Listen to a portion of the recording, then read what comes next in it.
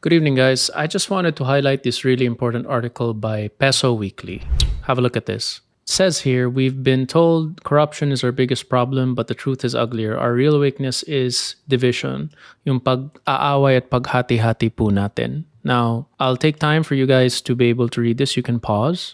But let's start with this one. Corruption thrives because we'd rather fight each other than fight it. Corruption nagiging successful dahil nag-aaway-away tayo. At kung mag-aaway-away pa rin tayo, ang mangyayari dyan, patuloy na hindi matatakot ang gobyerno sa pagkakaisa ng Pilipino dahil hindi tayo nagkakaisa. Apart from corruption, we have one bigger problem. We don't stand together. Yung mga Pilipino, hindi nagkakaisa. Bakit? Dahil nag-aaway-away tayo. Kasalanan nyo to, kasalanan natin to, kasalanan nyo kung bakit tayo nandito. At yung mga gustong mag-justify, hindi namin nakita yung pagkakamali namin, it's a right versus wrong. So kung nag-aaway-away tayo sa Facebook, online, lahat, yan ang gusto ng gobyerno. That's what they want to happen. Because they will continue to be in power and Filipinos will not stand together. Take the flood control issue. Yung flood control, yung trillion peso march, oportunidad po yan sana na magkaisa tayo. Pero anong nangyari? Nag-away-away lang tayo. It was us versus them versus us, kulay laban sa kulay. Half the country blames them, the other half says no, blame the other side. Guess who benefits? Sino? Ang mga politiko na nandyan sa taas, napapatuloy lang nila yung ginagawa nila. Pinapaikot-ikot lang tayo dahil nag-aaway tayo. This isn't an accident, it's a tactic. Strategy ito. Divide the people, shrink the outrage. Paghati-hati kasi, everyone, let's say nagkita-kita tayo sa rally, nag-aaway silang ganito, hindi tayo nag-aaway sa isang bagay. Hati-hati ang galit natin at hindi nakadirekta kung saan dapat idirekta, nasa korupsyon. This is the oldest trick in the book, divide and rule. As Sun Tzu warned, control perception and you control outcomes. Yung galit ng Pilipino dinidirekta sa kapwa Pilipino. Hindi natin pinagkakaisa ang galit natin bilang kapwa Pilipino sa gobyerno at korupsyon. Yung maganda sa Peso Weekly, nagpapakita sila ng ehemplo. But here's the truth. Ito na yung ehemplo. Other nations, mga ibang bansa, showed unity can crush corruption. South Korea, nangyari din ang korupsyon. Millions lit candles together, families,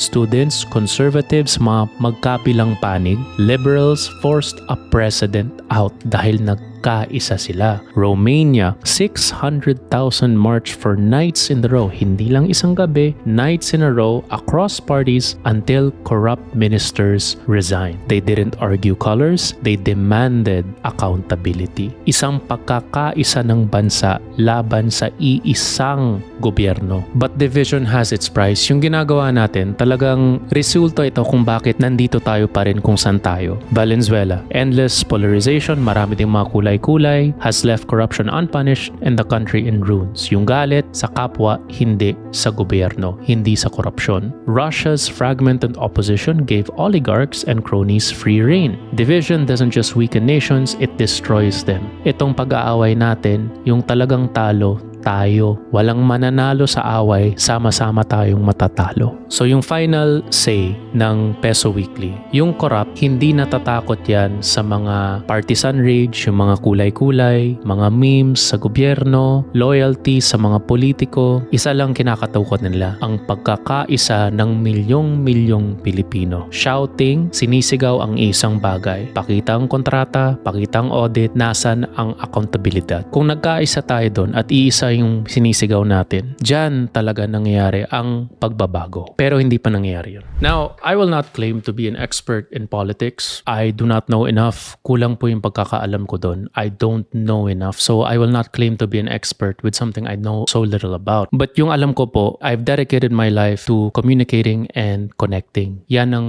alam ko. At base sa nakikita ko, nag-aaway-away tayong lahat. Hindi tayo nag-uusap para makaintindi, hindi tayo nagkakaintindihan, nag-uusap tayo para masabi kung sino ang tama at sino ang mali. Ang katotohanan kasi, maraming version yan. Yung katotohanan ng isang tao, totoo. Ang katotohanan din ng isang tao, totoo din. Hindi lang iisa ang katotohanan. There are many versions of the truth until we try to understand another person's truth. Hanggat hindi natin naintindihan ang katotohanan at pinanggagalingan ng taong iba ang opinyon at paniniwala sa atin, hindi tayo magkakaisa. Kung nakikinig lang tayo para masabi kung sino ang tama at kung sino ang mali, hindi ka talaga nakikinig at hindi ka makakaintindi at matatanggap kung saan nanggagaling ang kausap mo. Version din, kung hindi mo din naiintindihan ng sarili mo, hindi ka nakikinig sa sarili mo, hindi mo lang kung bakit ka naniniwala sa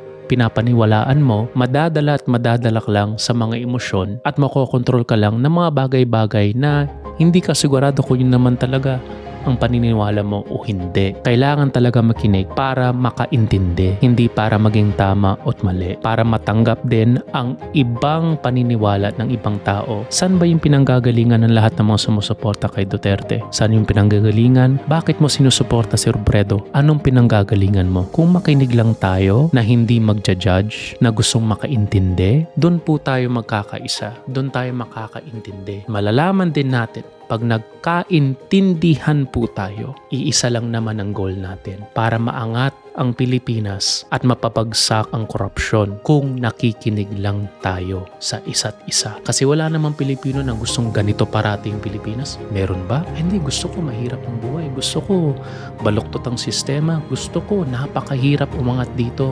Napakahirap lumaban ng patas. Yan ba ang gusto natin bilang Pilipino? Hindi.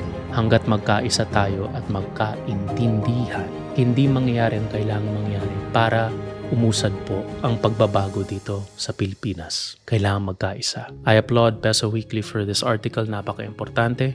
And I think the change will start with us towards each other. Pag nangyari yon, I hope it happens. For now, hindi ko pa nakikita pero sana at least makita na. I would love for it to happen one day. Sana mangyari kasi I think yan talaga yung umpisa at yan ang kailangan para magbago at magkaisa po tayo mga Pilipino.